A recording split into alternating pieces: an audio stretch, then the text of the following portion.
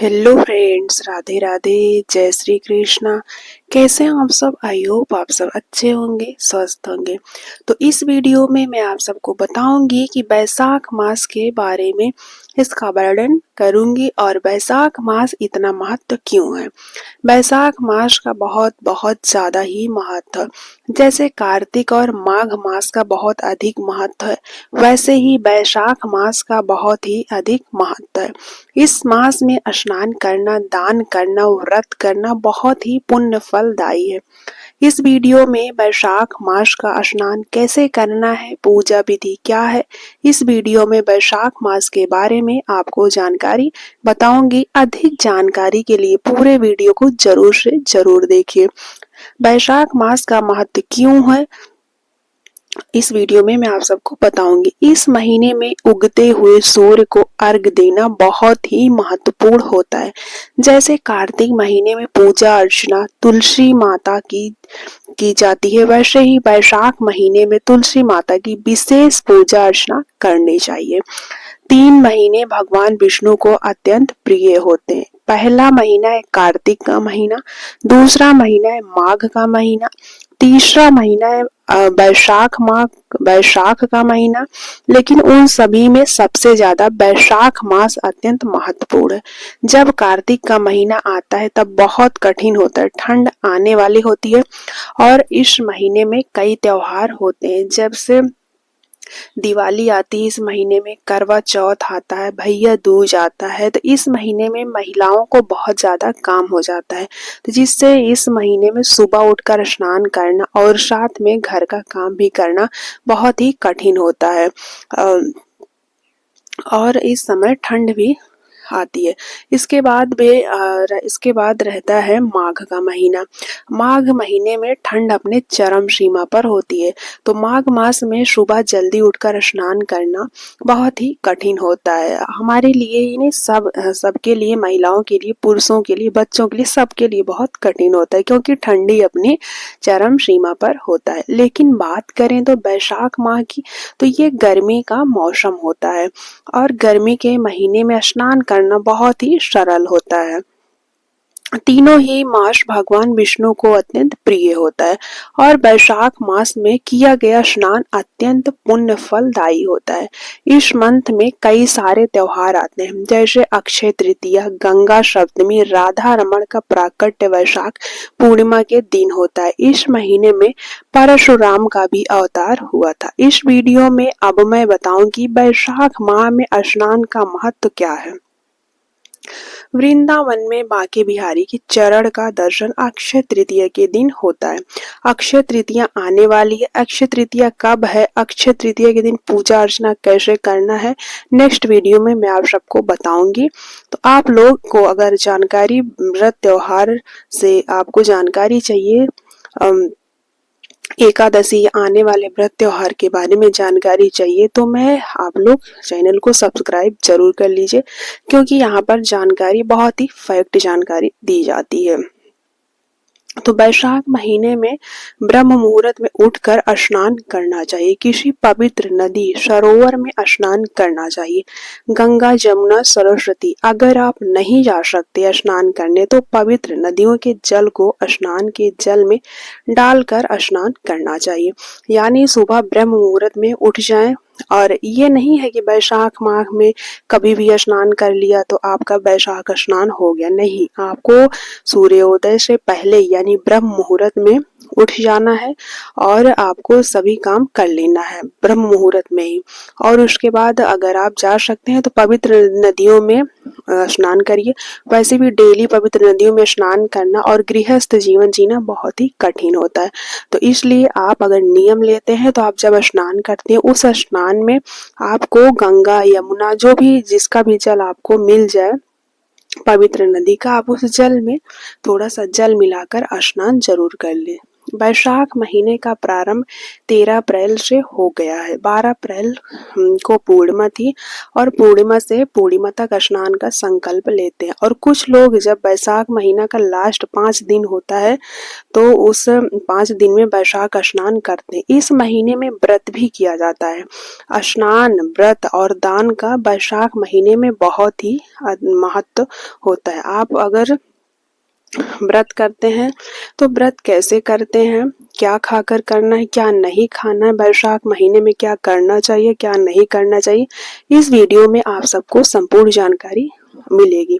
तो कुछ लोग व्रत करते हैं और कुछ लोग स्नान करते हैं। स्नान का अगर संकल्प लेते हैं तो अगर ये वीडियो थोड़ा लेट हो गया है, अगर संकल्प लेते हैं तो पूर्णिमा से पूर्णिमा तक संकल्प लेते हैं।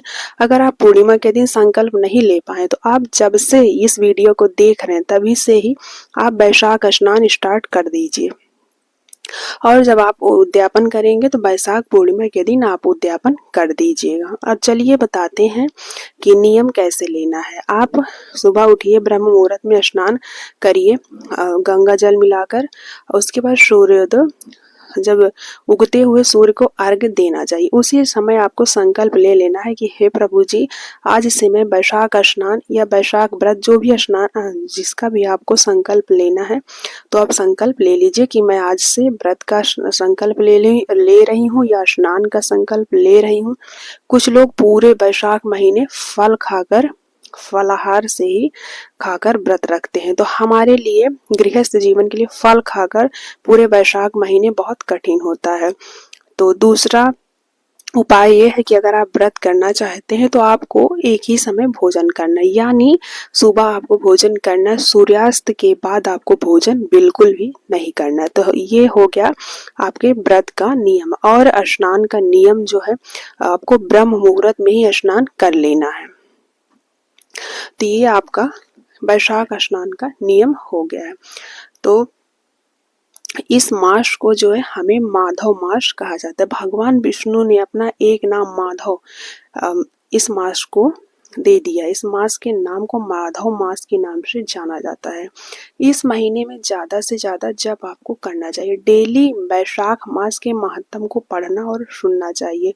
अगर आपके पास पुस्तक है तो पुस्तक से पढ़ और सुन लीजिए। अगर नहीं है तो यूट्यूब पर वैशाख मास महत्व की कथा आपको डेली मिल जाएगी। तो आप लोग हमारे चैनल पर, तो अभी मैं कथा नहीं डाली हूँ, लेकिन आपको अदर चैनल पर तो वैशाख महात्म का कथा मिल जाएगी। तो आप लोग जरूर पढ़ें और सुने।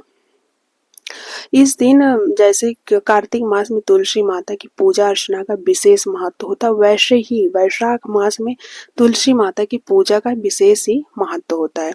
आप लोग संकल्प ले सकते हैं कि मैं डेली तुलसी माता के पास दीपक जलाऊंगी, या फिर जो दीप, आकाश दीप दान का संकल्प ले सकते हैं कि आकाश में डेली एक दीप दान करेंगे। तो अब हम बताएंगे व्रत कैसे करना। कुछ लोग पूरे वैशाख मास फलाहार करते हैं और कुछ लोग एक समय भोजन करते हैं। तो हमारा जो है पूरे वैशाख महीने फल खाकर व्रत रखना बहुत ही कठिन हो जाएगा, क्योंकि हम लोग गृहस्थ जीवन जी रहे। हमें हमारे जिंदगी में बहुत सारे काम होते हैं, दैनिक जीवन में बहुत सारे काम होते हैं। काम के साथ डेली फलाहार करके व्रत रखना बहुत ही मुश्किल होता है। तो इस समय सूर्यास्त के बाद आपको भोजन नहीं करना है, एक ही समय आप भोजन करिए। तो ये आपके व्रत का नियम हो गया। तो उद्यापन वैशाख पूर्णिमा के दिन ही करनी चाहिए। इस महीने में दान का बहुत बहुत ज्यादा ही महत्व है। गर्मी अपने चरम सीमा पर होता है तो आप छाता दान कर सकते हैं, पानी, जूता दान करना चाहिए। वैशाख महीने में तुलसी का दान, यानी तुलसी की माला आप खरीद कर दूसरों को दान दे सकते हैं जिनको तुलसी माला की आवश्यकता है। ये नहीं आप किसी को भी दान दे दीजिए, वो ले जाकर घर पर इधर उधर फेंक दें तो आपको इससे पाप लगेगा। जिनको तुलसी माला की आवश्यकता है आप उन्हें दान दे सकते हैं तुलसी माला की। और जिनको, आप लोगों को गर्मी का मौसम चल रहा है, आप शरबत यानी चीनी और पानी को मिलाकर बंटवा सकते हैं। कुछ गरीब हैं तो उन्हें कपड़े दान कर दीजिए। छाता, बच्चे स्कूल जाते हैं, धूप रहती है तो आप छाता दान कर दीजिए। ठंडा ही आप पिला सकते हैं। और मटके का दान कर सकते हैं पंखा, गर्मी का मौसम है, पंखा दान कर सकते हैं।